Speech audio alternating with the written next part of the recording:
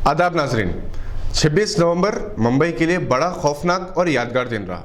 याद होगा कि 26 नवंबर 2008 को पाकिस्तानी दहशतगर्दों ने होटल ताज और कई मुकामात पर हमले किए थे, जिसमें 160 अफराद हलाक हुए थे, जिनमें हेमंत करकरे भी शामिल हैं। आज महाराष्ट्र के दारुल हुकूमत मुंबई के शहरी ये सोच रहे हैं कि आया इस बदबख्ताना वाक़े की बरसी मनाएं। 26/11 बीजेपी के लिए भी ऐसा ही खौफनाक सनया बन गई है, जहां 79 घंटों की खुशियां मातम में बदल गई जब चीफ मिनिस्टर फडणवीस और अजित पवार ने इंतहाई शराफत के साथ इख्तिदार की कुर्सी को छोड़ दिया। अब शिवसेना के सदर उद्धव ठाकरे महाराष्ट्र के चीफ मिनिस्टर हैं। इन्हें एनसीपी, कांग्रेस और शिवसेना पर मुश्तमिल नए महाज का लीडर मुंतखब कर लिया गया। सुप्रीम कोर्ट ने बीजेपी हुकूमत को 27 नवंबर की शाम तक ऐवान में अक्सरियत साबित करने की हिदायत दी थी। अदालत आलिया के फैसले के फौरी बाद वज़ीर आज़म मोदी और वज़ीर दाखिला अमित शाह की मुलाकात हुई, जिसे कुछ देर बाद शरद पवार के भतीजे अजित पवार, जिन्होंने बगावत करके बीजेपी की तायद का ऐलान करते हुए डिप्टी चीफ मिनिस्टर के ओहदे का हल्फ लिया था, इस्तीफा दे दिया। और कुछ देर बाद एक प्रेस कॉन्फ्रेंस में फडणवीस ने भी चीफ मिनिस्टर के ओहदे से इस्तीफा दे दिया और इन्होंने एतराफ़ किया कि हुकूमत चलाने के लिए दरकार तादाद इनके पास नहीं। इन्होंने शिवसेना पर धोखा देने का इल्ज़ाम आयद किया। हालांकि फडणवीस और अजित पवार ने रात के अंधेरे में अपने ओहदों का हल्फ ले लिया और दावा किया था कि अक्सरियत इनके पास है।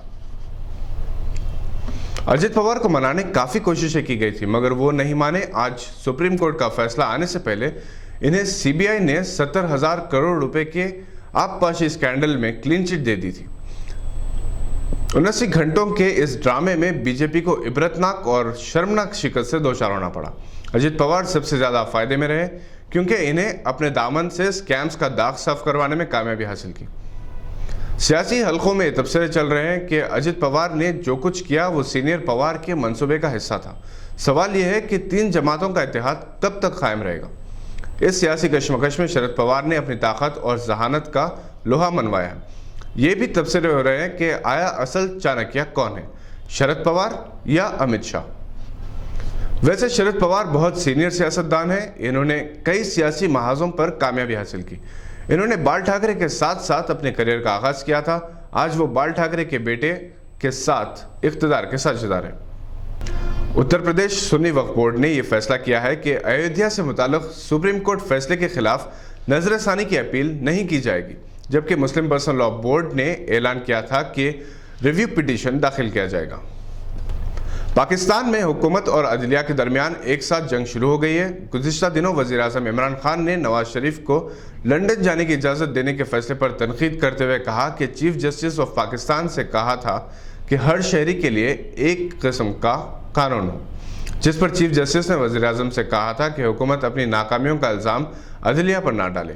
अब सुप्रीम कोर्ट ने आर्मी चीफ कमर बाजवा की मियाद में तोसी के लिए इमरान खान के फैसले को मुअत्तल कर दिया। मुस्तकबिल में ये टकराव खतरनाक हो सकता है। तेलंगाना में आरटीसी के 48,000 मुलाजिमीन ने अपनी हड़ताल ख़त्म कर दी और 100 मुलाजिमीन जो आज अपनी ड्यूटी पर रुजू होना चाहते थे, इन्हें पुलिस ने हिरासत में ले लिया। बस स्टेशनों पर पुलिस ने सख्त चौकसी इख्तियार की है। आरटीसी मुलाजिमीन की हड़ताल और इसके बाद के हालात का जायजा लेने के लिए 28 नवंबर को रियासती काबीना का इजलास होगा।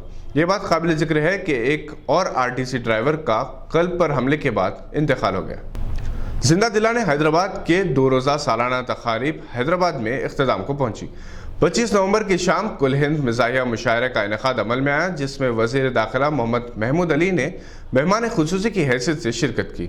मसरूर शाहजहांपुरी, असद रज़ा, नजीब अहमद नजीब, अलीम खान फल्की, सुनील कुमार तंग, नशर अमरूही, शाहिद अदीली, ज़हीर कुद्सी, मुख्तार यूसुफी ने कलाम पेश किया। फिरोज़ रशीद ने निज़ामत के फ़राइज़ अंजाम दिए। ये थी आज की अहम खबरों पर नज़र। देखते रहिए गवाह।